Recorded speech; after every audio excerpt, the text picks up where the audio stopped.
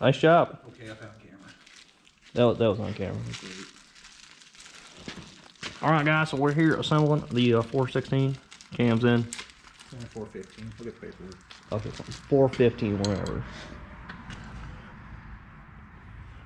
Putting on Garrett's favorite part, the cam retain plate. You want me to go through that spiel again? Yeah, why don't you? I sure love cam thrust plates, you know, what an engine should have, you know. But, you know, back in 1955 when they came out with the small block Chevy, you know, they didn't feel they needed one. If only there was another engine manufacturer that was smart enough to put a thrust plate on back then. Pontiac. That happened to be a subsidiary of General Motors? Yeah. What about Oldsmobile and Cadillac? I don't know. Wouldn't know. Never fucked with one. You know, also, Pontiac did have a valley cover. They didn't have the intake. The hot oil intake. The hot air intake? Yeah, well, it's always got hot oil splashed on the bottom of it. Factory air gap, bro. Well, it also ran coolant through the intake. Yeah, some of them do, yeah. No, Pontiac, boy. Anyway, Garrett told me that I should sell my LS and build Pontiac after he drove his dad's car last week. Yeah, pretty much. So they make all the torques. I'm not gonna lie, I don't think that's the right size. It's not a T30. It feels pretty sloppy in there. Do you want a T40? Yeah.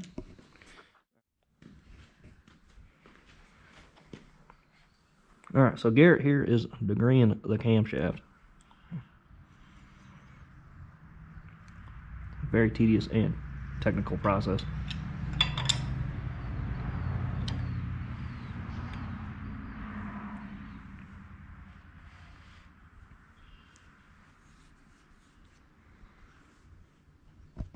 $170.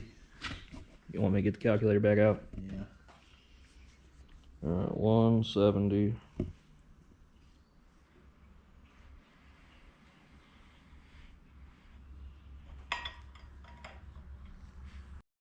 Okay.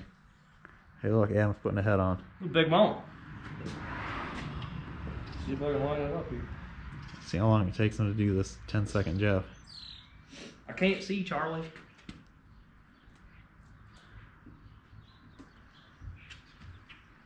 Oh, Jesus Christ.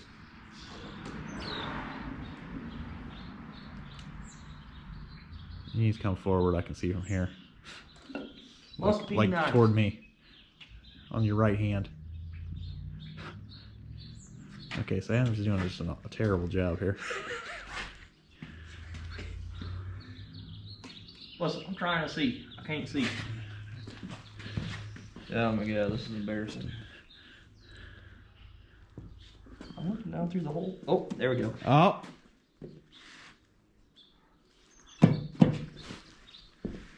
It's on there. Okay.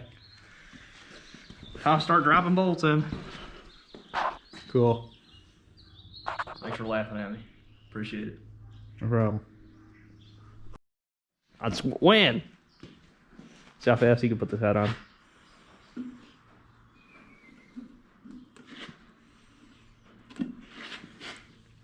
Went faster the first time. I made you take it off. Yeah, good.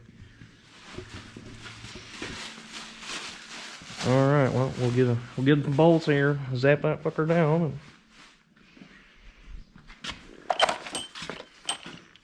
there's the bag of washers.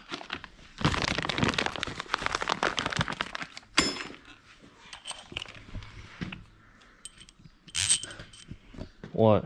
I was looking at how the heights are different, but you know, lash cap's got to go into one. Cool. I need paste. Put the washer on upside down. I did. Oops. Paste.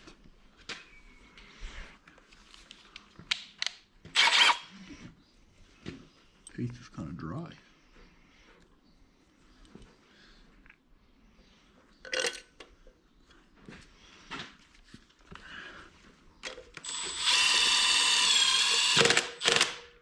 It might be crazy, but this seems abnormally long. That's what she said. Maybe it's because it's an LS9.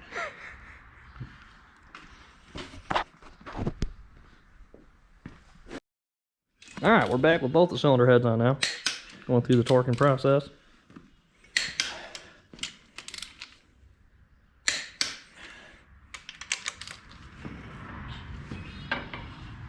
I'm holding it.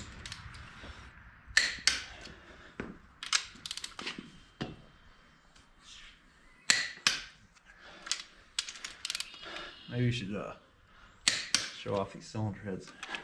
I don't think we ever So- haven't showed anything off. So, how good they look. I did. You probably haven't showed the intake in videos, have you? Not since you've touched it up.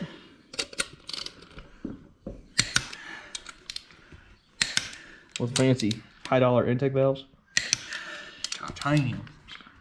Not them shitty titanium ones, apparently. What were the GM ones? Del West. So these cylinder heads now have Exeldyne titanium intake valves. It's a direct copy of the GM valve, but with a much higher quality coating on there. And then, as you can see, they had to use two different types of Retainers? Yeah, retainers, not keepers, retainers, to get the proper heights. And then the intake valves will have the lash caps on them because they're titanium, so you need the lash cap. Where are you going to now, Garrett? We're doing 130 now. This is what they're supposed to be. Don't mind that adapter. Nobody saw that.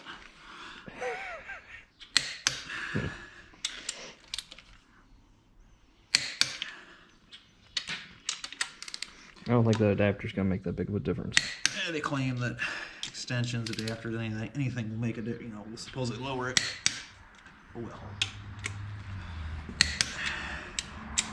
Don't tell the top fuel teams that have them custom sockets that are like 4 foot long, so they can torque them down in the chassis.